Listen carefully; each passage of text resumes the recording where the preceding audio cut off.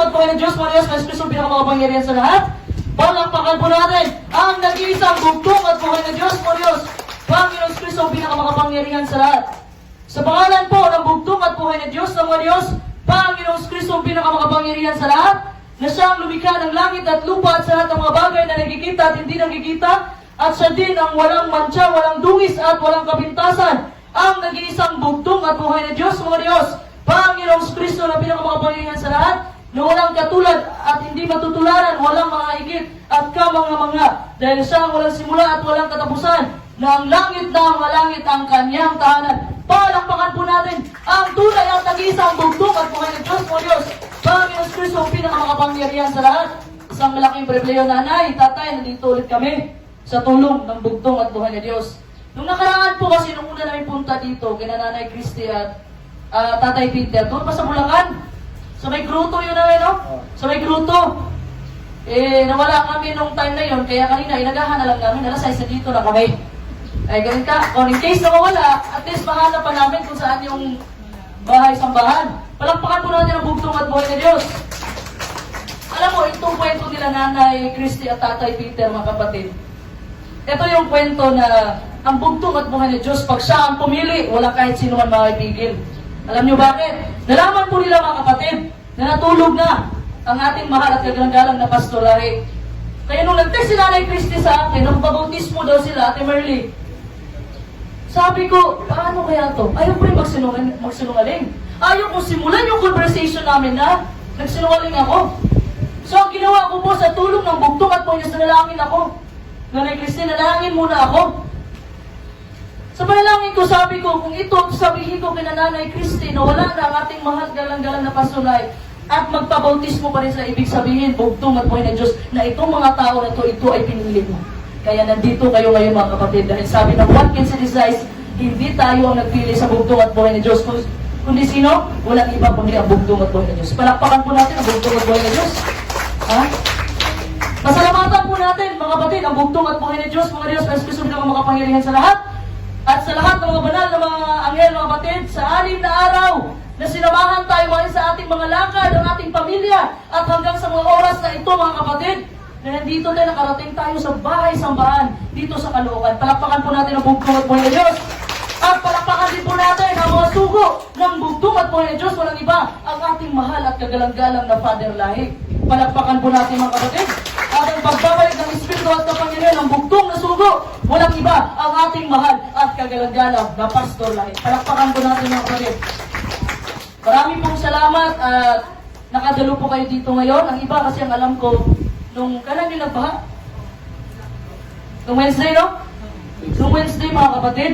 Baka talaga ang Metro Manila nung time na yon. Pero tayo, mga bugtong na anak ng bugtong at buhay ng Diyos, protektado po tayo ng bugtong at buhay ng Diyos. Palakpakan po natin ang bugtong at buhay ng Diyos. Ha? Salamat po tayo sa bugtong at buhay ng Diyos, mga kapatid. So dahil, mga kapatid, na danasan natin yung baha nung mga nakarang araw, mga kapatid, ang ating pong pag-uusapan ngayon sa araw na ito, mga kapatid, ay tungkol po sa may puso ka bang mapagpasalamat? Mayroon po ba tayong puso ng mapagpasalamat, mga kapatid? Ha? Ang ating pong power verse, mabasa natin sa Lucas 17:11 hanggang 19. Pinagpipray ko po sa bugtong at buhay ng Diyos ngayon na itong mga salita, kaya hindi po ito galing sa akin, galing po ito sa banal na salita ng bugtong at buhay ng Diyos. Pinagpipray po natin na tayo ay makaintindi sa pamamagitan ng banal na Espiritu, mga kapatid. Uuwi tayo sa ating mga bahay na masabi natin, maraming salamat, bugtong at buhay ng Diyos. Palakpakan po natin ang bugtong at buhay ng Diyos. Mayroon pong isang former political commentator, mga kapatid, speechwriter, and White House Press Secretary, na pumanaw sa isang cancer, si Donnie Snow. Pero bago po siya namatay dahil sa cancer, mga kapatid, ay nakapagbigay pa po siya ng speech doon sa isa sa mga university sa Amerika. Ano yung speech niya? Sabi niya, nasaan ka man at anuman ang iyong ginagawa, huwag kalimutan ang sandaling ito. At ang bawat sandali ng sa unahan, mayroon kang mahalagang pagpapala. Mayroon kang hininga ng buhay. Gaano man kasama ang mga bagay, mayroon kang hininga ng buhay. At habang hindi pinangako ng Diyos ang bukas, nangangako siya ng kawalang hangganan. Palakpakan po natin ang bugtong at buhay ng Diyos. Ang punto lang po nito ni Snow, mga kapatid, na dapat marunong po tayo magbalik ng pasasalamat sa bugtong at buhay ng Diyos. Pangit man yung nangyari sa buhay mga kapatid. Yun nga ang sinasabi na blessing in disguise. Kasi natatago yung pagpapala sa masamang nangyari sa buhay mo. Pero masabi mo siyang blessing in disguise mga kapatid. Hindi puro hingi lang po tayo sa bugtong at buhay ng Diyos. Sabihan ng bugtong at buhay ng Diyos, gusto ko sana ng bagong gusto ko sana ng bagong bahay. Puro lang po tayo hingi mga kapatid. At that time na binigay na sa atin ang bugtong at buhay ng Diyos, minsan nakakalimutan natin magpasalamat sa Panginoon.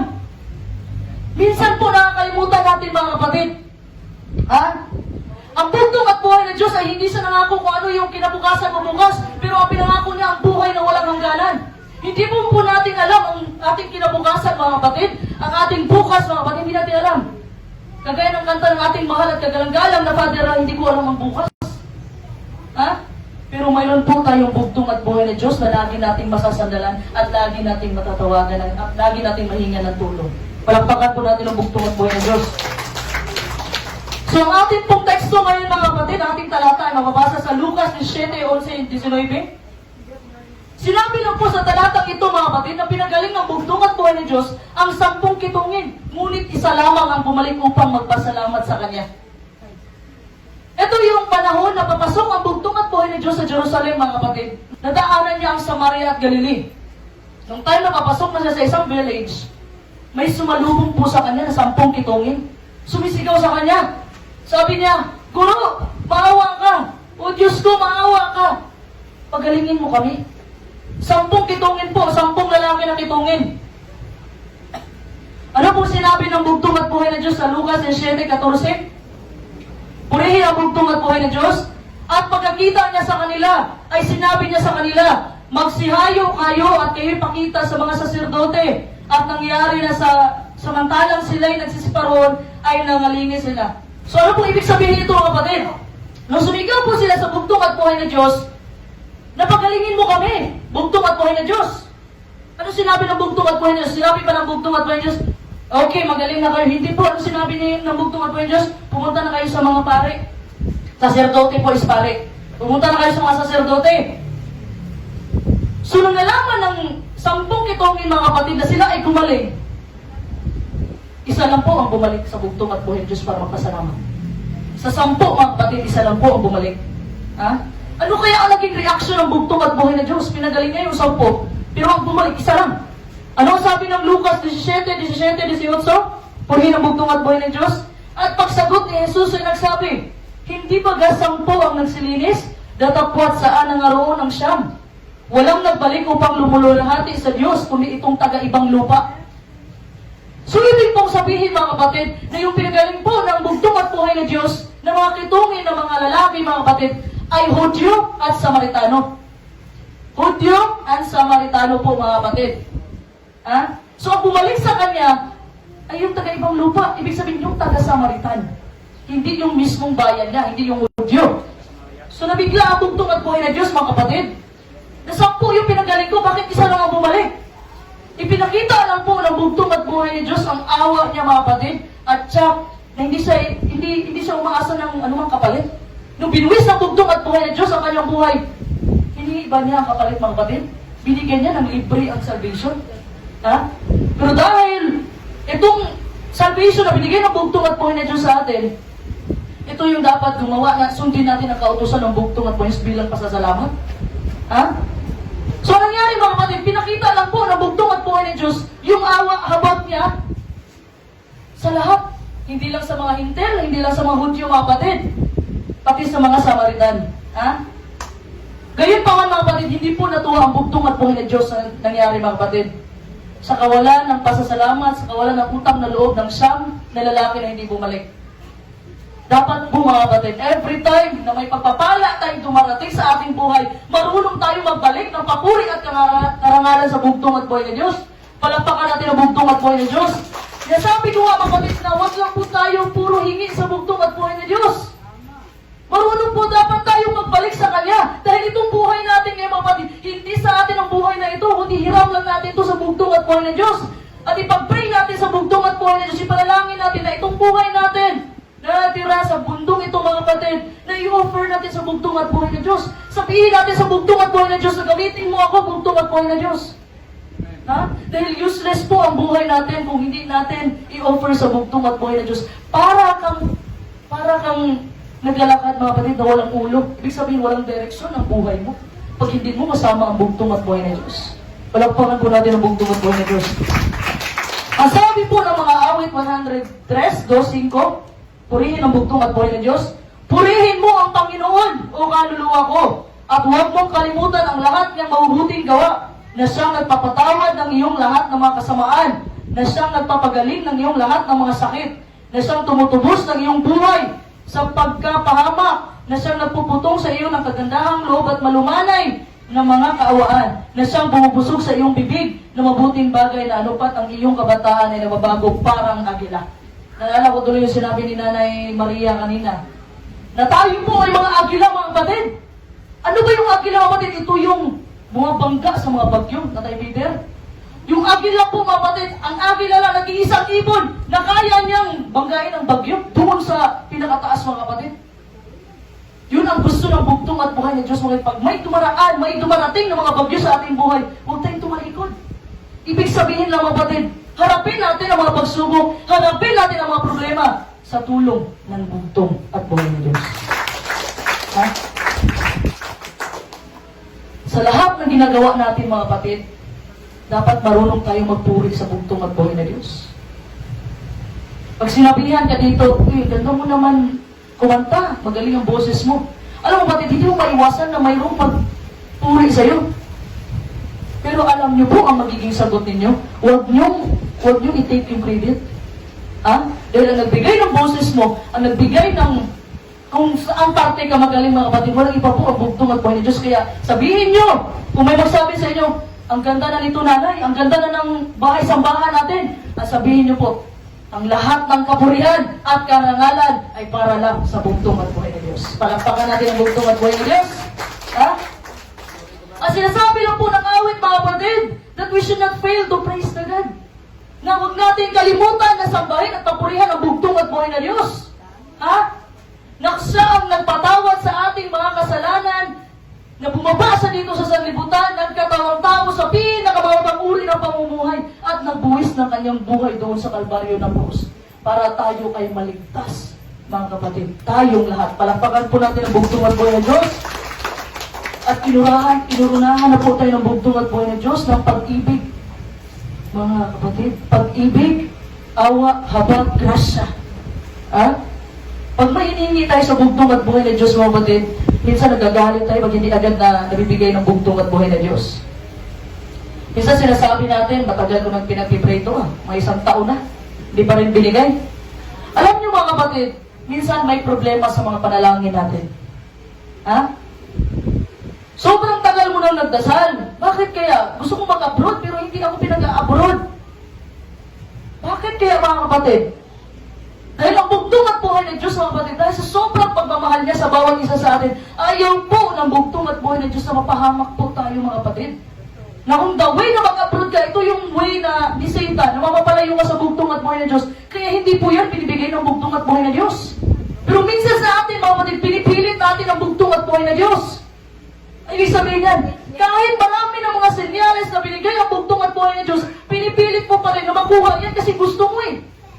Kaya that's why pinapanalangin natin mga kapatid na hindi ang kalooban ko bugtong at buhay ng Diyos, kundi ang kalooban mo. Palakpakan natin ang bugtong at buhay ng Diyos. Marami pong beses mga kapatid, marami ang ginagamit ng bugtong at buhay ng Diyos, mapabagay man o mapatao man. Ha? Dapat hindi natin kalimutan mga kapatid, magpasalamat sa kanila. Ha? Sa ating mga pastors and elders, sa mga magulang, sa ating mga kapatid, sa ating mga kaibigan, sa ating mga katrabaho, sa mga tao na hindi natin kakilala, sa mga hindi natin kapapanampalataya, dapat po marunong po tayo magpasalamat sa kanila mga kapatid. Sa ano pong paraan, mapapakita natin ang ating pasasalamat sa kanila. Na sila ay ginamit ng bugtong at buhay ni Diyos. Una po mga kapatid, sa pamamagitan ng iyong mga salita, thank you Elder na lagi kang biwisita dito, nagbibigay ng pagkain sa espiritual. Ha? Sa pamamagitan ng pagserbisyo mga kapatid, sa pamamagitan ng mga pagkain, sa pamamagitan ng panalangin. Alam niyo po mga kapatid, ang hihingi lagi ng mga pastor at elder natin, ay isama niyo po kami sa inyong mga panalangin. Simple lang po mga kapatid. Kasi yung mga elder at mga pastor natin, voluntary yan, nanay. Voluntary yan. Sarili nilang pera, ginagamit nila para magpuntahan lang ang bawat simbahan sa mga misyon. Sa tulong, siyempre, ng bugtong at buhay na Diyos. Palakpakan natin ang bugtong at buhay na Diyos. Ano pa mga kapatid? In a way, magpasalamat tayo sa magitan ng pagpupray natin sa kalooban ng bugtong at buhay na Diyos. Sa pagmamahal. Pakitaan po natin ang bawat isa ng pagmamahal, mga kapatid. Pakitaan po natin ang bawat isa ng kabutihan. Dahil yun po ang turo ng bugtong at buhay ng Diyos. Hindi po itinuro sa atin ang bugtong at buhay ng Diyos sa kamuhian ninyo ang bawat isa. Ano tinuro ng bugtong at buhay ng Diyos? Magmahalan kayo. Palakpakan natin ang bugtong at buhay ng Diyos. So bakit po nabigo ang siyang nakatitong na bumalik at magpasalamat sa bugtong at buhay ng Diyos? Hindi po natin alam, mga kapatid. Hindi natin alam bakit nabigo silang bumalik at magpasalamat sa bugtong at buhay ng Diyos. Pero alam po natin, mga kapatid, na mayroong ilang kadahilanan kung bakit hindi na ipapakita ng tao ang kanilang pasasalamat. Ano po itong una? Una po, mga kapatid, self-righteousness. Sabihin nila, I deserve this.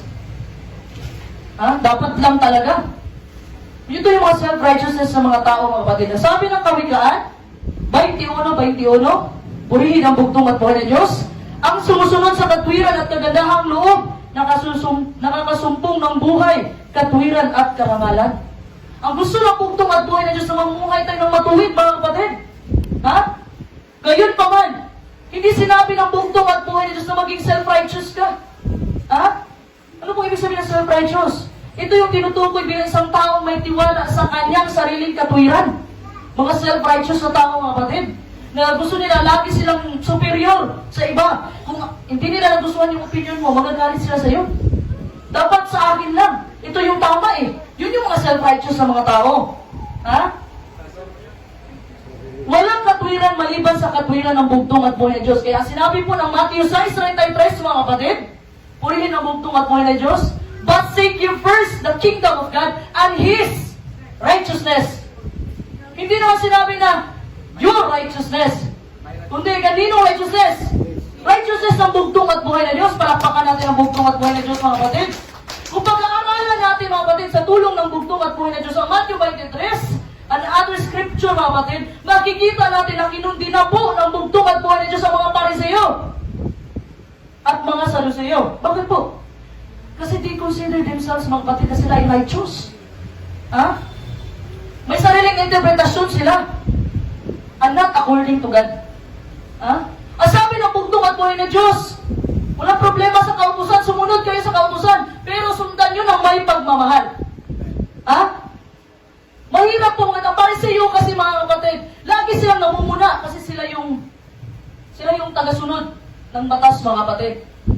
Tagasunod ng batas, pero pinili lang din nila. So that's why ang mga Pariseo, mga kapatid, nag-implement sila. Sundin nyo yan, sundin nyo yan, sundin nyo yan. Wala silang pakialam sa'yo. Basta masunod mo yung utos. Wala silang pag-ibig. Ito po ang kulang ng Pariseo. Yung pagiging self-righteous, mga kapatid, lagi nilang iniisip yung sarili nila na importante sila. Nagpapa-importansya, mga kapatid. Iniisip nila na, importante ako dito, dapat dito lang ako. Pinagbabalaki nila, mga kapatid, kung gaano sila kagaling. Ito yung mga self-righteous na mga tao. Ano pa? Ang mga self-righteous na mga tao, mga kapatid, gusto nila, lagi silang pinupuri sa kanilang mga ginagawa, lalo na sa loob ng kaharian. Gusto mo lagi kayo na-appreciate, uy, gumawa ako niyan, ako nag-ambag ako para dyan. Ganun po ang mga self-righteous sa mga tao, mga kapatid. Kung may nagawa sa kaharian, gusto nila, purihin sila. Na instead, tumahimik ka lang sa tabi. Hayaan mo ang bugtong at buhay ni Diyos. Kasi nakakita naman po ang bugtong at buhay ni Diyos sa bawat isa sa atin. Kahit hindi pa natin sabihin, mga kapatid, kung ano ang nasa puso natin, alam na po ng bugtong at buhay ni Diyos. Palakpakan natin ang bugtong at buhay ni Diyos. Yung mga self-righteous people, mga kapatid, gusto nila, parang kinikwentahan nila ang bugtong at buhay ni Diyos. Mag-ingat po tayo, mga kapatid, na huwag bigyan katwiran ng ating mga kasalanan. Kung sinabi na salita ng bugtong at buhay ni Diyos na yan ay kasalanan. Wala ka lang dapat i-explain pa dyan. Sin is a sin. Dapat po tayong mag-ingat, mga kapatid. Hindi natin tratuhin ang bugtong at buhay ng Diyos na parang ang bugtong at buhay ng Diyos pa ang may utang na loob sa atin. Ha? O bugtong at buhay ng Diyos, patawarin mo ako, gumawa ako ng kabutihan ngayon. Hindi po ganun mga kapatid. Ito yung mga self-righteous sa mga tao. Sa tingin nila, na kung gumawa sila ng kabutihan, ito na yung utang na loob ng bugtong at buhay ng Diyos. Ano sabi ng bugtong at buhay ng Diyos? Magtakumbaba ka. Humingi ka ng kapatawaran sa iyong kasalanan at ang bugtong at buhay ng Diyos. Hindi mo pa lang sinabi yung kasalanan mo, pinatawad ka na niya. Palakpakan po natin ang bugtong at buhay ng Diyos. Ha? Ano yung pang-apat na kapatid? Self-righteous people. Nakahanda po yung mga listahan nila sa mga tulong na ginawa nila mga kapatid.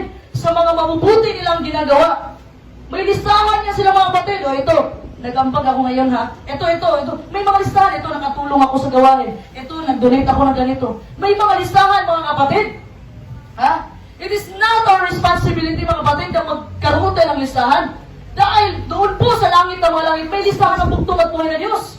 Nandoon ang libro ng buhay, libro ng alaala, at libro ng kamatayan. So hindi po natin trabaho na maglista kung ano ang mabuti natin nagawa dito sa mundo.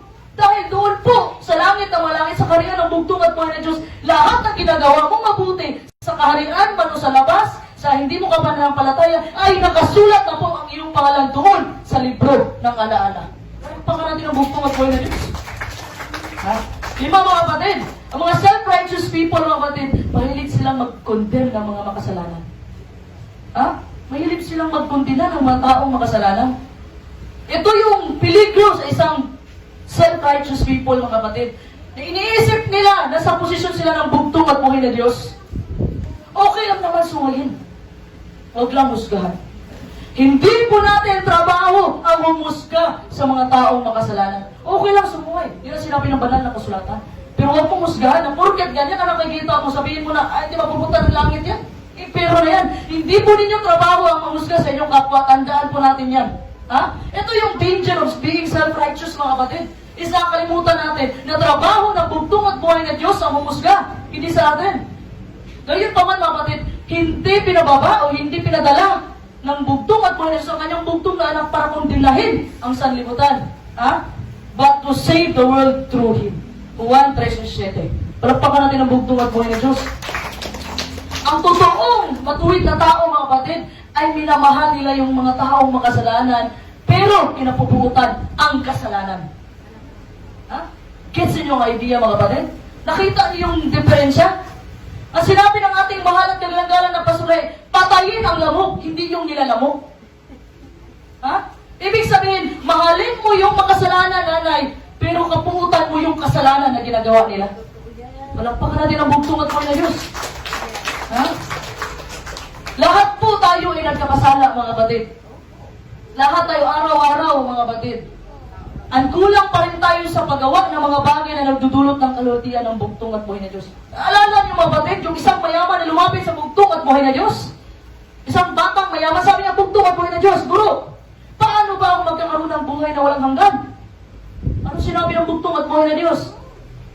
Sundin mo yung 10 utos, huwag kang pumatay, huwag kang magnakaw, lahat nilatag na. Ano sinabi ng batang mayaman? Sinunod ko na yan. Guro, kung ako ay bata pa, ang sinabi ng bugtong at buhay na Diyos, may kulang pa. Imagine na, sinunod na niya ang 10 utos mga kapatid. Ha? Imagine. Ang sabi ng bugtong at buhay na Diyos, may kulang pa. Umuhid ka muna doon, ibenta mo yung lahat ng mga ari-arian, magbigay mo sa mga mahirap. Hanggang ngayon mga kapatid, yung mayaman niya hindi na nakabalik. Ha? Kasi ang importante po sa bugtong at buhay na Diyos, marunong tayong makinig sa salita ng bugtong at buhay na Diyos. Pero ang totoong nagmamahal sa bugtong at buhay na Diyos, mga kapatid, sinabi nga niya sa Juan 14:15, if you love me, keep my commandments. Mahalin po natin ang bugtong at buhay na Diyos. Pag binahal natin ang bugtong at buhay na Diyos, and the rest will follow. Susunod ka sa kautusan ng bugtong at buhay na Diyos dahil mahal mo ang bugtong at buhay na Diyos. Ha? Itinuturo lang po sa atin ang salita ng bugtong at buhay na Diyos na maaari natin isipin minsan na tayo ay tama sa ating sariling mga mata. Isipin, minsan naisip natin but God looks at the heart. Ha? Hindi po tumitingin ang bugtong at buhay na Diyos sa physical appearance or outward appearance natin mga kapatid. Ha? Hindi siya tumitingin, nanay. Ang tinitingnan po niya itong puso natin. Ha? Mayroon ka bang karakteristik na katulad ng bugtong at buhay na Diyos. Kanta ng ating mahal at kagalang-galang na Pastor Lai. Sa ugali at sa kabutihan, balakpakan natin ang bugtong at buhay na Diyos. Ha? Sinabi po ng Deuteronomy 8:17, purihin ang bugtong at buhay na Diyos. At baka iyong sabihin sa iyong puso, ang aking kapangyarihan at ang lakas ng aking gamay, ang siyang nagbigay sa akin ng kayamanan ito. May warning na po pala talaga. Minsan kasi mga kapatid, pag once may nagawa tayo, nakakalimutan natin ang bugtong at buhay na Diyos. Naka-accomplish tayo nakadala tayo ng kaluluwa sa bugtong at buhay na Diyos, sa paanan ng bugtong at buhay na Diyos. Sabi niya, hindi dahil sa akin, wala yan sila. Nakalimutan mo na dahil sa bugtong at buhay na Diyos at dahil ginamit ka niya, kaya mo nadala ang mga kaluluwa sa paanan ng bugtong at buhay na Diyos. Palakpakan natin ang bugtong at buhay na Diyos. Huwag po natin i-take ang credit mga kapatid. At saka yung magsunod natin sa bugtong at buhay na Diyos, hindi sakripisyo ito. Ha? Hindi sakripisyo na magsamba tayo isang araw mga kapatid. Ha? Bakit? Isa itong pribilehiyo. Sa dami-dami ng tao sa mundong ito mga kapatid. Pero, pinagpala po tayo mga kapatid. Dahil sa dami-daming tao sa mundong ito, ikaw ngayon ang nandito sa kaharian ng bugtong at buhay na Diyos. Huwag po ninyong i-take na sakripisyo, magsakripisyo ka, magsisimba ka, magsasamba ka ng buong araw mga kapatid. Hindi po sakripisyo yan tatay. Isang pribilehiyo yan, dapat magpasalamat tayo sa bugtong at buhay na Diyos. So yung pagiging mga kapatid, ang gratefulness, yung hindi ka marunong pasalamat, dumarating lang ito mga kapatid, ang iniisip mo na responsibilidad lang talaga ng tao na tulungan ako. Ha? Ibig pong sabihin mga kapatid na hindi mo na-appreciate yung blessing ng bugtong at buhay na Diyos. Sabihin mo sa bugtong at buhay na Diyos, tama lang talaga bugtong at buhay na Diyos, nabigyan mo kasi naglingkod ako sa iyo. Ha? Binibigyan mo ng kondisyon ang bugtong at buhay na Diyos, hindi po ganyan mga kapatid. Ha? Ano pang pangalawa? Ito yung forgetfulness mga kapatid. Yung lagi tayo nakakalimot. Kagaya ni tatay kanina, nakalimutan niya. O di ba? Nasampol ko. Kasi tatay, nakalimutan niya. Kasi po, nature na po ng tao na makalimutin. Sinabi niya ng Exodo 28, remember. Ha? Remember the Sabbath day to keep it holy. Palakpakan natin ang bugtong at buhay na Diyos. So sinabi po ng bugtong at buhay, remember. Kasi ang tao po talaga mga kapatid ay makakalimutin. Ano sabi ng Deuteronomy 8:18? Purihin ang bugtong at buhay na Diyos, kundi iyong aalalahanin ang Panginoon mong Diyos, sapagkat siya ang nagbigay sa iyo ng kapangyarihan upang magkaroon ka ng kayamanan, upang kanyang papagtibayin ang kanyang tipan na kanyang isinumpa sa iyong mga magulang gaya nga sa araw na ito. Minsan mga kapatid, nakalimutan natin magbigay ng pasasalamat sa bugtong at buhay na Diyos. Pag may pagpapala, nakakalimutan. Pero pag may problema, minuto lumalapit sa bugtong at buhay na Diyos. Bugtong at buhay na Diyos, doon lalapit. Pero pagpapala mga kapatid, mas nauna pang nagkwento sa mga kapitbahay kaysa magpasalamat sa bugtong at buhay na Diyos. Pero pag may problema, diretso sa bugtong at buhay. Bugtong at buhay na Diyos, ano na ba nangyayari sa buhay ko? Bakit ako naghihirap? Dami mong sinasabi sa bugtong at buhay na Diyos, pero kung pinagpala ka ng bugtong at buhay na Diyos, nakakalimutan mo. Ano yung nakakalimutan ba niya nagpagpasalamat sa bugtong at buhay? Despite mga kapatid sa nangyari sa buhay niya, ano ba nangyari sa buhay niya? Namatay lahat ng anak niya. Lahat ng mga hayop niya. Nawala ka sa kanya. Ano pa? Sinabi pa ng asawa niya, isumpa mo na yung Diyos mo. Pero anong ginawa ng bugtong at anong ginawa ni Job mga kapatid? Nagpatira pa, nagpasalamat pa sa bugtong at buhay na Diyos. Sabi niya, ang bugtong at buhay na Diyos ang nagbigay sa akin, siya lang din ang may karapatan na kumuha nito sa akin. Palakpakan natin ang bugtong at buhay na Diyos. Ha? Huwag po natin kalimutan lagi ang bugtong at buhay na Diyos mga kapatid. Sa panahon ng baha, mga kapatid, pinurektahan ka ng bugtong at buhay na Diyos. Hanggang ngayon, nandito ka. Ha? Palakpakan po natin ang bugtong at buhay na Diyos. Pasalamat po, pagising sa umaga, pasalamat sa bugtong at buhay na Diyos. Ha? Pagtulog sa gabi, pasalamat sa bugtong at buhay na Diyos. Kasi hindi mo alam kung mabubuhay ka pa bukas. Kasi sabihin mo, kalooban mo ang gumising, hindi sana walang namatay na natulog. Ha? Lagi po magpasalamat. Lahat po na ginagawa mo sa buhay mo, pag nakaalis ka ng bahay, pasalamat sa bugtong at buhay na Diyos. Huwag puro hingi. Bugtong at buhay na Diyos, lalakad ako ngayon ha, protektahan mo ko. Pag uwi ng bahay, okay na. Hindi mo lang marunong pasalamat na, thank you pala, bugtong at buhay na Diyos. Nauna pang magbukas ng mga grocery. Ha? Pangatlo mga kapatid, ito yung nagiging normal na lang sa atin. Ha? Hindi na natin minsan na-appreciate ang mga bagay-bagay mga kapatid dahil accessible na lang siya para sa atin. Napapansin niyo mga kapatid, pag mayroon kang kaibigan na lagi mong nahinga ng tulong, yung lagi ka nangungutang sa kanya, minsan nakalimutan niya, Mari, pahinga muna, balik mo lang. Diretso na, hindi mo lang salamat Mari ha. Bugtong at buhay na Diyos na bibigay sa atin mga kapatid, minsan nakalimutan talaga natin. Kaibigan nga natin, nakalimutan natin magpasalamat, how much more sa bugtong at buhay na Diyos. Kasi nagiging common na po mga kapatid. Hindi na tayo na-excite na magpasalamat sa bugtong at buhay na Diyos. Kasi nagiging normal na lang po ang lahat ng bagay. Pang-apat mga kapatid, discontentment. Alam niyo na po ang ibig sabihin nito. This is not enough, I want more. Kahit gaano pang ibigay mo sa taong na to, pag mayroon siyang puso na hindi marunong makontento, kulang pa rin lahat. Ha? Kung isang tao mga kapatid ay mayroon siyang hindi nasisihang puso, ang pasasalamat ay hindi umiiran. Ha? Kahit magkano pa yung natanggap niya mga kapatid, kahit milyones pa yan, kulang pa rin. Kahit bigyan mo mga kapatid, sabihin na, kulang pa ito, pambayad ng utang, hindi dami kong utang. Ha? Pero ang puso na mahilig makontento mga kapatid, no matter how little, kahit sobrang liit lang natatanggap nila, nagpapasalamat po sila mga kapatid. Palakpakan natin ang bugtong at buhay ng Diyos. Meron pong story mga kapatid sa dalawang magkaibigan, si Bob and Eddie. Matagal silang hindi nagkita. May isang araw, nagkatagpo siya sa daanan mga kapatid. Sabi ni, si Bob, miserable buhay niya. Di ba itsura yung mukha niya mga kapatid? Sabi ni Eddie sa kanya, ano bang nangyari sa iyo, Bob? Ano bang ginawa ng mundo sa iyo? Sabi naman ni Bob, may sasabihin ako sa iyo, Eddie. Pero ibig sabihin kasi, yung matagal ko na hindi nakita na uncle ko namatay, at iniwanan niya ako ng $40,000, around 2 million. Sabi naman ni Eddie, wow, daming pera. Sabi ni Eddie, so, nag-continue si Bob mga kapatid, sabi niya, 2 weeks ago din, yung cousin ko, matagal kong hindi nakita at nakilala, namatay. At nag-iwan sa akin ng $85,000. So, around 4 million yan mga kapatid. Sabi naman ni Eddie, wow, it sounds so, sabi ni Eddie na, wow, bless na bless ka, Baba. Pinagpala ka, Bob. Sabi naman ni Bob, hindi mo naintindihan eh. Hindi mo naintindihan, Eddie. Last week, yung auntie ko, pumalaw na. At naiwanan niya ako ng around 500 million. Laking pera. Sabi naman ni Eddie, o tapos, dami mong pera, bakit sobrang lungkot mo? Sabi naman ni Bob, ngayong kasing linggo na to, walang namatay eh. Gusto niya ang ating may mamatay para may pera naman. So tingnan mo, 500 million, 4 million, 2 million, kahit gaano kalaki.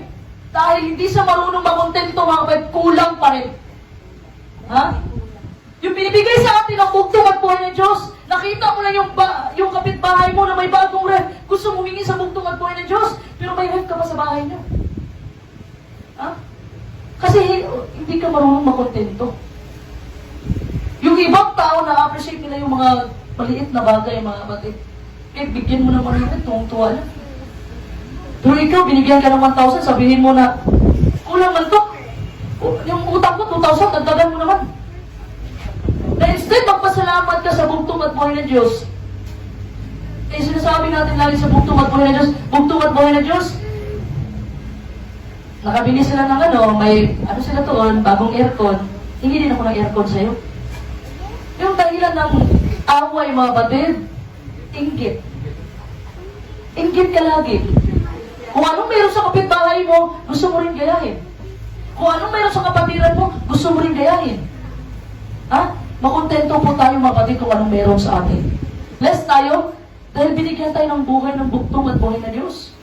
Na maraming taong hindi na nagigising mga batid sa kanilang pagtulog. Pero tayo ng mga bugtong na anak ng bugtong at buhay ng Diyos, nakakilala po tayo sa totoo at tunay na Diyos, tayo po mga batid ay pinagpala sa lahat ng mga tao sa mundong ito. Palampakan natin ang bugtong at buhay ng Diyos. So ano pong lesson matutunan natin sa isang grateful Samaritan? Taga Samaria. At that time mga batid, nalalaman ng Samaritano na gumaling siya. dinilig niya muna yung visit niya sa pare. Kasi nakaugalian na po dati mga kapatid, na pag once gumaling ka sa isang sakit sa balat, yung ketong po mga kapatid, ito yung sakit na namumula lahat ng parte ng katawan mo. Doon sa Palawan, may isang lugar doon, isla, na puro kitongin lang, pero ngayon gumaling na sila. Ha? Yung ketong kapatid, sakit sa balat to. Kaya minsan, pag ang taong may ketong, sa panahon ng bugtong at buhay ng Diyos, pag may ketong, outcast ka sa community. Ibig sabihin, kung dito ka sa pamilya namin, tinatapon ka palabas. Outcast po itong 10 lalaki mga batid na may sakit na ketong. Nung pinagaling na sila ng bugtong at buhay ng Diyos, yung siyam, nag-enjoy na sila, pero may isang bumalik sa bugtong at buhay ng Diyos. Ito yung Samaritano, na taga Samaria. Kasi sa unang panahon mga batid, nakaugalian na talaga na pag once gumaling ang tao sa isang sakit sa balat, pupunta sila sa pare para magpa-clearance at mga ritual bago siya makabalik sa komunidad. So after nung sinabi ng bugtong at pumunta na kayo sa mga saserdote, sa mga pare. So ibig sabihin, magaling na sila mga kapatid. Kailangan nilang dumaan sa mga pare para magbigay ng clearance. So okay, approve na, pwede na kayo makapaghabulo-bilo doon sa komunidad. Yun ang ginawa. Pero yun, itong isang Samaritano na lalaki mga kapatid, hindi mo na siya pumunta sa pare. Bumalik siya sa bugtong at buhay ng Diyos. Ha? Bumalik siya sa bugtong at buhay ng Diyos. Sana ito mga kapatid, madali na lang sana sa kanya mga kapatid na mag-enjoy siya. After how many years na hindi ka nakipaghalubilo sa komunidad mga kapatid? Na instead, magpasalamat ka sa taong nagpagaling sa'yo, mag-i-enjoy ka, pupunta ka sa mga kaibigan mo, pupunta ka sa family mo, kasi matagal ka nawala sa komunidad eh. Outcast kayo eh. Pero iba itong Samaritano na ito mga kapatid. Isinantabi niya muna ang mga personal niya na kasiyahan at bumalik siya sa bugtong at buhay ng Diyos at nagpuri siya sa bugtong at buhay ng Diyos. Palakpakan natin ang bugtong at buhay ng Diyos. Hikain ba mga kapatid, nalaman niya na siya ay gumaling, bumalik siya agad sa bugtong at buhay ng Diyos, hindi niya, bukas na lang, mag-party muna ako ngayon. Hindi ganoon. Pag nalaman niya na siya ay gumaling, bumalik siya agad sa bugtong at buhay ng Diyos. Habang pabalik siya sa bugtong at buhay ng Diyos, sumisigaw siya, purihin ang bugtong at buhay ng Diyos, purihin ang bugtong at buhay ng Diyos. Palampakan natin ang bugtong at buhay ng Diyos. Hindi niya inutos mga kapatid na, oy, sabihin mo lang kayo sa bugtong at buhay ng Diyos na gumaling na ako, salamat sa Kanya. Hindi po mga kapatid, hindi niya inutos, kundi siya mismo ang pumalik sa bugtong at buhay ng Diyos kasi gusto niya magpasalamat. Hindi ito nagawa ng Hudyo, kundi nagawa ito ng isang Samaritano na taga-Samaria. Kasi po mga kapatid, ang tingin po kasi ng mga Hudyo mga kapatid, lalo sa Hintil at sa Samaria ay mga marurumi sa lipunan. Kaya hindi sila pwedeng magsama. Ha? Pero nung niligtas mo tayo ng bugtong at buhay ng Diyos mga kapatid, nung binigay ang susi kay Pedro mga kapatid, nung nanaginip si Pedro na may mga pagkain, hindi po yung literal na pagkain na inaalaw na daw. Ha? Nang ibang mga sekta ngayon mga kapatid, na kumain ka ng kahit ano, hindi po yung mga kapatid, kundi isa po itong vision ni Pedro na pinakita ng bugtong at buhay ng Diyos na huwag mong sabihin sa akin na ang nalilinisan ko na marumi. Ibig sabihin pa, tayo pala yun mga kapatid, mga hintil. Palagpakan natin ang bugtong at buhay ng Diyos. Ha? Kasi mga kapatid, yung iba, kinakat kasi yung talata na yan.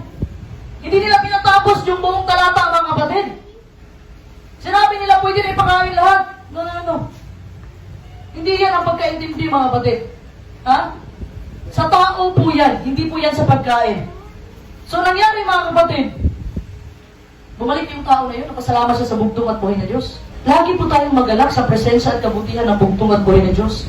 Yung mga regalo, yung mga bigay ng bugtong at buhay ng Diyos sa atin, itong gamit, itong tubigan na to, hindi ito magtatagal, pero ang ating provider, ang ating giver, walang iba, kundi ang bugtong at buhay ng Diyos, nandyan siya palagi para sa ating mga pangangailangan. Palagpakan natin ang bugtong at buhay ng Diyos.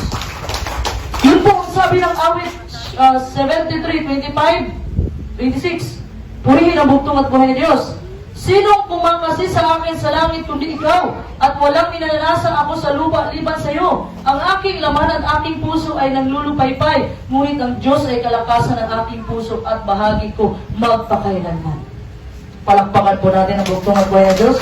Alam niyo mga kapatid, itong puso natin mga kapatid, dalawa lang po ang choices natin palagi sa buhay. It's either upuin natin si Satanas na Diyos. Malalaman mo ang isang tao pag nasa bugtong at buhay ng Diyos. Malalaman mo. Saan? Sa pag-uugali mga kapatid. Ha? At malalaman mo na ang tao na ay may espiritu ni Satanas. Kung lahat na sinasabi niya, puro paninira, mga kapatid.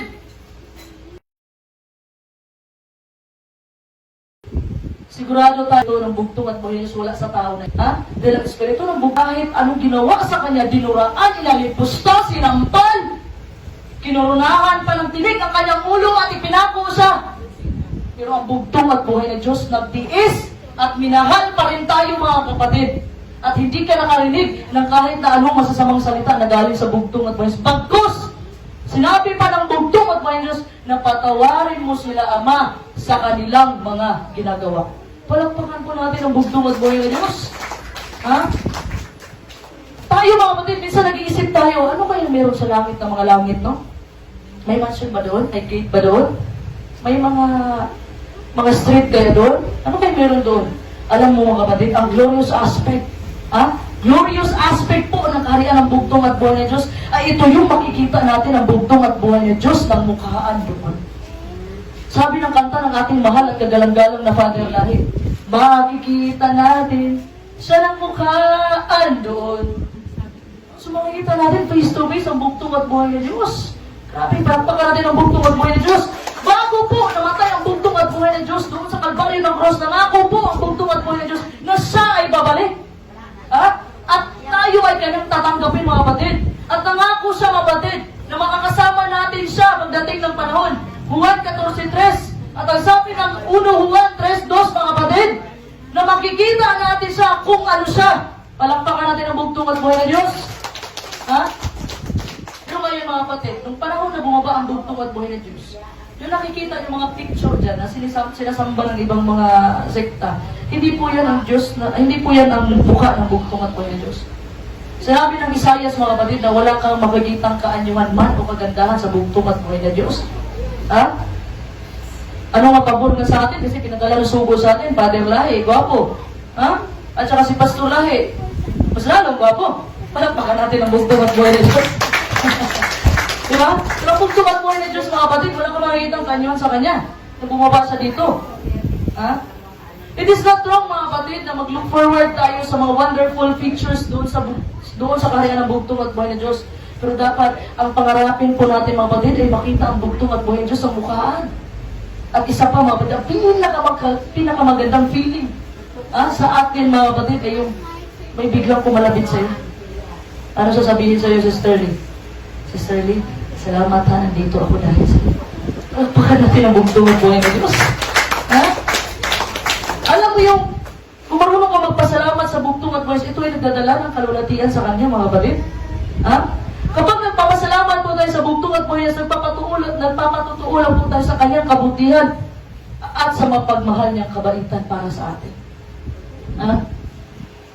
Ibalin po natin, ibigay natin ang papuri sa bugtong at buhay ni Diyos sa lahat ng mga pakinabang natin ngayon sa mundong ito, mga kapatid. Wala tayong pagmamayari, buhay, ating sinusuot, ating mga anak, ating pamilya, bahay natin. Wala po tayong pagmamayari dito sa mundo, mga kapatid. Tandaan po natin, wala tayong pwedeng maipagmalaki sa ating sarili. Kundi ang pagmalaki natin, wala pong iba ang ating bugtong at buhay na Diyos. Palakpakan natin ang bugtong at buhay na Diyos. Every time po, mga kapatid, na pinabalik natin lahat ng credit sa bugtong at buhay na Diyos, mga kapatid, para sa mga pagpapala niya na binigay sa atin, sa mga mabuting experience na naranasan natin sa mundong ito, ay nagiging witness po tayo sa ating bugtong at buhay na Diyos. Nagiging saksi po tayo sa bugtong at buhay na Diyos. Matalino ka ngayon dahil yan ang binigay ng karunungan sa'yo ng bugtong at buhay na Diyos. Marami kang pera ngayon dahil galaw ng bugtong at buhay na Diyos na magkapera ka. Nasa mabuti kang katawan dahil yan ay pagpapala ng bugtong at buhay na Diyos. Palakpakan po natin ang bugtong at buhay na Diyos. Ang sabi po ng 1 Kronika 16:8, purihin ang bugtong at buhay na Diyos. O kayo'y managpasalamat sa Panginoon. Magsitawag kayo sa Kanyang pangalan. Ipakilala ninyo sa mga bayan ang Kanyang mga gawa. Ano ba ang nagawa ng bugtong at buhay na Diyos? Ano ba ang nagawa ng bugtong at buhay na Diyos para sa atin, mga kapatid? Ang nagawa po ng bugtong at buhay na Diyos ay ito yung sinakripisyo niya ang Kanyang buhay. Doon sa Kalbaryo na Cruz. Sabihin naman natin, bakit naman kami nagkasala? Hindi pa ako nabuhay yung panahon na yun. Ang totoo naman, kapatid. Pero yung una una nating mga magulang, si Adan at saka si Eva, nagkasala po kapatid dahil kinain nila yung pinagbabawal na prutas ng bugtong at buhay na Diyos. Ha? Kaya bibig natin ang kasalanan ng una nating mga magulang. Kaya lahat tayo mga kapatid, kahit gaano pa ang makasalanan yung tao na yan, isa yan sa niligtas ng bugtong at buhay na Diyos doon sa Kalbaryo ng Cross, kaya wala po tayong karapatan na mamusga. Palakpakan natin ang bugtong at buhay na Diyos. Ha? Hayaan natin ang bugtong at buhay na Diyos ang mamusga sa bawat isa sa atin. May kakilala ako doon sa Mindanao mga kapatid, yung suganan niya ako. Ha? Sinabihan na niya ako na mapupunta na daw ako ng impyerno. Sabi ko naman, alam mo kapatid, ipanalangin po natin yung mga taong ganyan mga kapatid kasi masyadong lalak na nasakit yan. Ibig sabihin, yung isang espiritu na lumabas sa'yo. Sampol, masama ka na. Tapos lumabas yung isang espiritu, naging tahimik ka saglit, tapos naghanap yun ng 6 pa na espiritu mga kapatid, masasamang espiritu ha, at papasok yung 7 sa'yo. Doon na, sinasabi na ng banal na kasulatan, ang masasama ay mananatiling masama. Yun na yung pinasukan ng 7 espiritu. Ha? Alam mo kapatid, ang inaantay po natin ngayon, sinasabi ko sa inyo, ang inaantay po natin ang pagbuhos po ng espiritu ng bugtong at buhay na Diyos. Paano po natin makakayanan ang lahat ng mga pagsubok ang malaking kabighatian kung wala po tayong espiritu ng bugtong at buhay na Diyos? Kailangan natin hingin, iyakan ang espiritu ng bugtong at buhay na Diyos. Iyakan mo nga ang espiritu ng bugtong at buhay na Diyos, bugtong at buhay na Diyos. Papasukin mo yung espiritu pero mahilig kang magkutya sa iyong kapwa. Mahilig kang manira sa iyong kapwa. Sa tingin mo, papasukan ka ng banal na espiritu ng bugtong at buhay na Diyos? Hindi! Ha? Dahil po pumapasok ang banal na espiritu ng bugtong at buhay na standard po ninyo sa mga pusong mapagkumbaba. Palakpakan natin ang bugtong at buhay na Diyos. Ha? Kung minsan nakakalimutan natin magpasalamat sa bugtong at buhay ng Diyos at sa mga ginamit ng bugtong at buhay ng Diyos, ninanakawan po natin ang karangalan ng bugtong at buhay ng Diyos. Ninakawan natin ang karangalan ang bugtong at buhay ng Diyos. Dahil kung tayo po ay nagpasalamat sa bugtong at buhay ng Diyos, dinideklara po natin ang kapangyarihan ng bugtong at buhay ng Diyos, ang karunungan ng bugtong at buhay ng Diyos, at ang pag-ibig niya sa buong sanlibutan. At dinideklara po natin mga kapatid, ang presensya ng bugtong at buhay ng Diyos, at ang bugtong at buhay ng Diyos ay nag-i-exist sa ating mga buhay. Palakpakan po natin ang bugtong at buhay ng Diyos. Ha?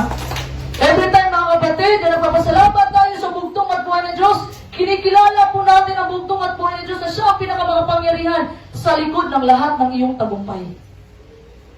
Ha? Tingnan mo yung taong walang Diyos at ang taong may Diyos. Sobrang iba. Sobrang iba talaga mga kapatid. Yung taong walang Diyos mga kapatid, pariwara yung buhay. Saan-saan lang pumunta ng mga inuman, kahalayan dito sa mundo. Walang direksyon ang buhay. Ha? Pero yung mga taong naglilingkod sa bugtong at buhay ng Diyos, mga kapatid, tingnan nyo, hindi man tayo ganun kayaman, mga kapatid, material, pero mayaman po tayong lahat sa espiritual. Dahil nakilala natin ang bugtong at buhay ng Diyos. Gratefulness, mga kapatid, nagre-resulta ito sa mas malaki pang pagpapala na ibibigay sa iyo ng bugtong at buhay ng Diyos. Ha? Pag marunong ka magpasalamat sa bugtong at buhay ng Diyos, ang bugtong at buhay ng Diyos hindi magsasawang ipagpapala ka. Ha? After po ng Samaritano na nagpasalamat sa bugtong at buhay ng Diyos, dineklara po ng bugtong at buhay ng Diyos sa magitan ng kanyang pananampalataya na siya ay gumaling na. Yung other na 9 po, yung siyam na hindi na bumalik sa bugtong at buhay ng Diyos, nalinisan lang sila physically. Physically lang mga kapatid. Okay! Nalinisan sila. Gumaling na sila sa sakit, mga kapatid. Pero itong Samaritano na bumalik sa bugtong at buhay ng Diyos para magpasalamat, hindi lang siya physical na nalinisan, pati po ang kanyang spiritual. Palakpakan natin ang bugtong at buhay ng Diyos. Sabi po ng World Report, mga kapatid, sabi ng article, mga kapatid, na ang tao daw masayahin, ang taong mahilig magpasalamat, mga kapatid, ay ito yung mga taong healthy. Totoo, nanay, no? Kasi healthy sila, nanay. Ilang taon na po kayo, nanay? O, palakpakan natin ang bugtong at buhay ng Diyos. Sa tatay, palakpakan natin ang bugtong at buhay ng Diyos. Itong taong mahilig magpasalamat mga kapatid, hindi lang sila masiyahin, kundi sila pa ay healthy. Wala silang masyadong stress. Ha? At mahilig silang tumulong sa iba. Dahil po, ang pagpapasalamat po sa bugtong at buhay na Diyos ay nagbibigay po ito ng prioridad sa bugtong at buhay na Diyos upang siya ay madakila at maluwalhati mga kapatid. So that's why ang bugtong at buhay, every time magpasalamat ka, pansinin nyo lang.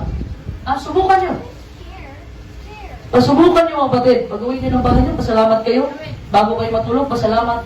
I-try nyo lang mga kapatid na wala kayong hihingin sa bugtong at buhay nyo, kundi pasalamat lang. Subukan nyo. Yung pagpapala nyo mga kapatid, nag-uumapaw. Palakpakan po natin ang bugtong at buhay. Subukan nyo lang. Ha? This week mga kapatid, wala akong hingin sa bugtong at buhay nyo, kundi puro pasalamat lang ang gawin ko sa bugtong at buhay na Diyos. Puro pasalamat lang. Simple lang po ang kaligayahan ng bugtong at buhay na Diyos. Papurihan siya, sambahin siya, dakilain siya, at magdala ka ng mga kaluluwa sa paanan niya sa pagitan ng tulong ng bugtong at buhay na Diyos. Dahil marunong ka magpasalamat sa bugtong at buhay na Diyos, pagpatuloy niya ang pagpapala sa iyo mga kapatid. May isang tao mga kapatid, nakakahiwalay lang niya sa asawa niya. Pumunta siya sa isang maliit na restaurant. Tapos, doon niya pinalabas yung galit niya, yung kapighatian niya. Doon niya pinalabas mga kapatid. Siya lang po ang umuupong mag-isa sa table niya. May isang batang babae at yung nanay niya kasaka doon kumain katabi ng table niya mga kapatid. So bago sila kumain, sinabi po ng babae, humingi siya ng favor sa waiter na sabi niya, "Ma'am, pwede po bang mag-pray muna? Pwede manalangin muna bago kami kumain?" Isipin mo mga kapatid na ang daming tao sa restaurant na yun, maraming kumakain. May isang lalaki na siya lang nag-iisa, kaya wala lang niya ng asawa niya. Yung iba naman mga kapatid, iba, hindi sila nag-uusap. So sinabi naman ng waiter sa kanya, okay lang, walang problema. So sinabi ng batang babae na, saglit lang, huwag muna tayong kumain, manalangin muna tayo. Everyone, bow your heads and close your eyes. Yun ang sinabi ng bata, mga kapatid. So, ang bata, mga kapatid, napasalamat siya sa pagkain. Sabi ng bata, ang bugtong at buhay na Diyos ay dakila, ang bugtong at buhay na Diyos ay mabuti. Nagpapasalamat po kami sa iyo, bugtong at buhay na Diyos, sa mga pagkain na sa harapan namin. Alam niyo mga kapatid, nag-iba agad yung atmosphere ng restaurant na yun. Nag-iiba yung ambience. Kung dati mga tao, kung hindi pa siya nagdasal, hindi siya nalangin, walang pakialaman, kain lang yun, gano'n naman tayo sa restaurant, walang pakialamanan. Pero nung time na yung mga kapatid, nag-umpisa silang mag-usap-usap, tapos yung tao mga kapatid, nakakahiwalay lang niya sa asawa niya, na gusto na sana niya magpakamatay, inabago yung pananaw niya sa buhay. Kasi pinuntahan siya doon, kinausap siya mga kapatid. Ang puso ng pasasalamat ng kapatid ng batang babae ay nagdala ng karangalan at kaligtasan sa araw ngayon. Palakpakan natin ang bugtong at buhay ng Diyos. Natandaan ko pa, sinabi ng ating mahal at kagalang-galang na pastor na, every time po mga kapatid, may nakasalubong po kayo, sabihin po ninyo sa kanya, mahal ka ng bugtong at buhay ng Diyos. Kasi hindi po natin alam ang pinagdaraanan ng tao na yan. Sa bawat nakasalubong natin. Hindi mo alam na naisipan na niyang magpakamatay. Pero dahil sa sinabi mo, dahil sa tulong ng bugtong at buhay ni Diyos, sa sinabi mo na mahal ka ng bugtong at buhay ni Diyos, nag-flashback sa kanya na may bugtong at buhay ni Diyos na nagmamahal sa atin. Kahit gaano pa natin kasama mga kapatid. Kahit gaano pa natin kasama sa bugtong at buhay na Diyos. Pero mahal pa rin tayo ng bugtong at buhay na Diyos dahil tayo po ay mga anak ng bugtong at buhay na Diyos. Palakpakan natin ang bugtong at buhay na Diyos. So gratefulness mga kapatid, nagde-demonstrate siya sa pananampalataya natin sa bugtong at buhay na Diyos. Yun po ang sabi ng 1 Tesalonica 5:16-18, purihin ang bugtong at buhay na Diyos. Mga galak, kayong lagi, magsipanalangin kayong walang patid. Sa lahat ng mga bagay, magpasalamat kayo. Sabagat ito ang kalooban ng Diyos kay Kristo tungkol sa inyo. Ang sinasabi po sa talatang ito mga kapatid, sa lahat ng mga bagay ay magpasalamat kayo. Hindi po selective. Na magpasalamat ka lang kung may pagpapala. Hindi po sinabi dito mga kapatid. Sa lahat ng bagay, sa lahat ng nangyayari sa buhay mo, magpasalamat ka sa bugtong at buhay na Diyos. Minsan kasi pag may nawala sa mahal natin sa buhay, sinisisi natin agad ang bugtong at buhay na Diyos. Sabihin natin, may Diyos ba talaga? Yung taong sobrang mahal mo na wala sa'yo, sinisisi mo ang bugtong at buhay na Diyos. Huwag po tayo maging selective mga kapatid. Na kung may pagpapala, abante sa pananampalataya. Kung may mga pagsubok, atras sa pananampalataya. Hanggang sa madami na talagang pagsubok, hindi na kaya atras, hanggang sa hindi na nakabalik. Backslide. Ha? Nanlalamig na. Ang sinasabi po ng bugtong at buhay ng Diyos, mga kapatid, na lahat ng bagay dapat nating pasalamatan sa bugtong at buhay ng Diyos, mga kapatid. Ha? Mabuti man, masama man, dapat tayo magpasalamat sa bugtong at buhay ng Diyos. And every mga kapatid na mga masasamang nangyari sa buhay mo, isipin mo lagi, ano kaya ang purpose ng bugtong at buhay ng Diyos ito? Alam ko may purpose ang bugtong at buhay ng Diyos ito. Ito kasi kaaway natin na si Satanas. Ito si Satanas kasi, yung nagdadala kasi sa atin ng mga masasamang iniisip. Kaya sabi ni Satan, sisihin mo na yung Diyos mo. Pinabayaan ka na ng Diyos mo. Hindi totoo yan. Ito si Satanas talaga. Pero isipin nyo mga kapatid, nung pinako na ang bugtong at buhay ng Diyos sa Kalbaryo ng Krus, panalo na ang bugtong at buhay ng Diyos at talo na si Satanas. Nakikinig kayo sa talunan? Lugi kayo mga kapatid? Ha? Every time na umatake sa Satanas, tumahimik ka sa Satanas, talunan ka. Huwag mong kalimutan na muling nabuhay ang bugtong at buhay ng Diyos sa pangatlong araw. Ito yung sinyalis mga kapatid na nagtagumpay ang bugtong at buhay ng Diyos. Ang tagumpay sa kasalanan at kamatayan. Palakpakan natin ang bugtong at buhay ng Diyos. Ha? Kasi minsan mga kapatid, susubukan tayo ng bugtong at buhay ng Diyos. Ang mga bugtong na anak ng bugtong at buhay ng Diyos ay dumadaan talaga sa apoy. Ibig sabihin mga pagsubok. Kaya hindi po lahat ng dumadating sa atin mga pagpapala. Pero ito po yung way ng bugtong at buhay ng Diyos, mas lalo pa tayong lalapit sa Kanya. Ha? Kung gaano kalaki ang pagsubok, ganun kalaki ang pananampalataya ng bugtong at buhay ng Diyos sa'yo. Naniwala sa sa'yo mga kapatid na kaya mo. Ha? Hindi naman magbibigay ng pagsubok ang bugtong at buhay ng Diyos na alam niya hindi mo kaya. Kaya mo. Ha? Ang kulang lang sa'yo mga kapatid, masyadong mahina yung pananampalataya mo sa bugtong at buhay ng Diyos. Ang gusto ng bugtong at buhay ng Diyos, pag may pagsubok ka, lumapit ka sa akin, huwag ka lumayo. Minsan kasi mga kapatid, pag may pagsubok, instead na lumapit tayo sa bugtong at buhay ng Diyos, saan tayo pupunta? Kaibigan, Facebook, ito talaga nagpaparinig na. Mas nauna pang nakaalam ang Facebook kaysa sa bugtong at buhay na Diyos. Ha? Pag may problema, may pagsubok, huwag po tayo palayo sa bugtong at buhay na Diyos. Lumapit po tayo sa bugtong at buhay na Diyos. Iyakan natin ang bugtong at buhay na Diyos na kailangan natin ang tulong niya. Ha? Sabi nga ng ating mga galang-galang na pastor na pag may hiningi kayo, i-claim nyo na nakuha nyo na yung hiningi nyo. Palakpakan natin ang bugtong at buhay na Diyos. Ha? Kung nagpasalamat po tayo mga kapatid sa bugtong at buhay na Diyos, dinidemonstrate lang po natin ang kabutihan ng bugtong at buhay na Diyos. Ha? Naniniwala tayo sa pambaraan ng bugtong at buhay na Diyos na magbibigay siya ng pagpapala sa iyo at sa akin. In fact, mga kapatid, in every difficult situation, opportunity po ito ng bugtong at buhay na Diyos para mapakita niya ang kadakilaan niya at pagmamahal niya sa iyo. And every trials, mga kapatid, na dumaraan sa iyong buhay, ito po yung opportunity ng bugtong at buhay ng Diyos para mapakita niya ang kanyang kadakilaan at kanyang pag-ibig sa iyo. Para mas lumapit ka sa Kanya. Para makita mo kung gaano talaga kalapad, o gaano ka malawak ang pag-ibig ng bugtong at buhay ng Diyos. Nagsaksak sinabi mo na kung Bisaya o Tagalog. Ha? Halo na. Tagalog-halo na. Ha? Opportunity po mga kapatid, kung may pagsubok ka ngayon, tandaan nyo, opportunity ito ng bugtong at buhay ng Diyos para makita niya sa iyo ang kanyang kadakilaan at kanyang malawak na pag-ibig. Kung gaano po kalaki yung problema mga kapatid, kasi laki ng aeroplano, isipin nyo mga kapatid kung gaano kalawak ang langit. Palakpakan natin ang bugtong at buhay ng Diyos. May isang tao mga kapatid nakahanap ng kamalig. Alam niyo po yung kamalig? Bahay kubo, kahit punti. Tagayan. Yes. May isang tao na nakahanap ng kamalig kung saan inihanda na ni Satanas ang kanyang mga binhi na mayasik sa puso ng tao. Anong klaseng binhi ito mga kapatid? Ito yung mga buto ng panghihina. Madali lang daw ipakalat.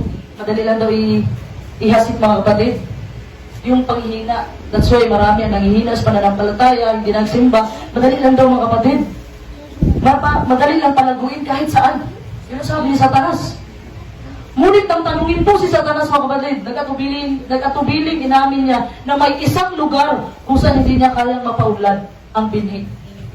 Anong lugar po yung kapatid? Nagtanong ang lalaki. Sabi niya, at nasaan iyon? Tanong ng lalaki. Sabi, malungkot si Satanas dati.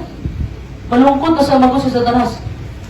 Saang lugar ba mga kapatid na hindi napapaunlad ni Satanas ang binhi ng panghihina? Binhi ng kasamaan. Anong lugar po ito mga kapatid? Ito po yung puso ng taong mapagpasalamat. Palagpakan natin ang bugtong at buhay ni Diyos, mga kapatid. Magsitayo po tayong lahat. Iho po natin ating mga ulo, mga kapatid, at makipag-usap tayo sa bugtong at buhay ni Diyos. Marami tayong pagkukulang sa bugtong at buhay ni Diyos. Minsan, nakalimutan natin magpasalamat sa Kanya. Sa mga pagsubok na dumaraan sa ating buhay, nalalampasan natin, pero nakalimutan natin magpasalamat sa bugtong at buhay ni Diyos. This is the time, mga kapatid, na wala tayong hihingin sa bugtong at buhay ni Diyos, kundi magpasalamat lang tayo sa Kanya. Doon sa kalbaryo ng cross, na binigay niya ang Kanyang buhay para maligtas po tayo sa ating mga kasalanan, mga kapatid. Ilapit mo yung puso mo sa bugtong at buhay ni Diyos. Kung may mga buot, galit ka man ngayon, mga kapatid, papasukin mo ang banal na espiritu ng bugtong at buhay ni Diyos. Ibigay mo ang puso mo sa bugtong at buhay ni Diyos, mga kapatid. May problema ka ngayon, ilapit mo sa bugtong at buhay ng Diyos. Humingi ka ng tulong sa bugtong at buhay ng Diyos na hindi mo kaya ang lahat ng mga bagay na ito, hindi mo kayang solusyonan ang problema, mga kapatid. Kailangan mo ang bugtong at buhay ng Diyos sa iyong buhay. Sa 6 na araw, minsan nakakalimutan natin magdasal sa bugtong at buhay ng Diyos. Bumabango na lang tayo sa ating hinigaan. Dumidiretso tayo sa CR, mga kapatid, maligo. Nakakalimutan natin magpasalamat sa bugtong at buhay ng Diyos sa buhay na Kanyang binigay. This is the time, mga kapatid, nakikinig ang bugtong at buhay ng Diyos. Nandito po ang bugtong at buhay ng Diyos sa ating harapan ngayon. Magpasalamat po tayo sa bugtong at buhay ng Diyos. Wala tayong hihingin ngayon, mga kapatid. Ngayong oras na ito, huwag tayong humingi sa bugtong at buhay ng Diyos. Ulit, pasalamatan natin siya sa lahat ng mga nangyari, sa lahat ng mga mabubuting gawa na binigay niya sa atin, sa lahat ng mga pagpapalad na binigay niya sa atin, mga kapatid. Sa lahat ng mga pagsubok na binigay niya sa atin, na masasabi natin sa ating sarili, ayaw namin ang lahat dahil kasama ka namin bugtong at buhay ng Diyos. At may purpose ang lahat ng mga bagay, ang lahat ng mga pagsubok na binigay mo sa atin. Pagod ka na ba sa iyong buhay, mga kapatid? Pagod ka na sa kakaayos ng problema, mga kapatid? Lumapit ka sa bugtong at buhay ng Diyos at alawgan. Natulungan ka niya, papasukin mo lang sa iyong puso ang bugtong at buhay ng Diyos. At siya ang magbabago, mga kapatid. Sa magitan ng kanyang pag-ibig, ikaw ay mababago, mga kapatid. Surrender po natin ang lahat sa bugtong at buhay ng Diyos. Tuot, galit, ngit-ngit. Ibigay mo lahat. Ang gusto ng bugtong at buhay ng Diyos, 100%, ibigay mo lahat sa Kanya. Nandito ka sa araw na ito dahil hindi aksidente na marinig mo itong mensahe na ito, mga kapatid. Hindi may purpose ang bugtong at buhay ng Diyos. Bakit nandito ka ngayon?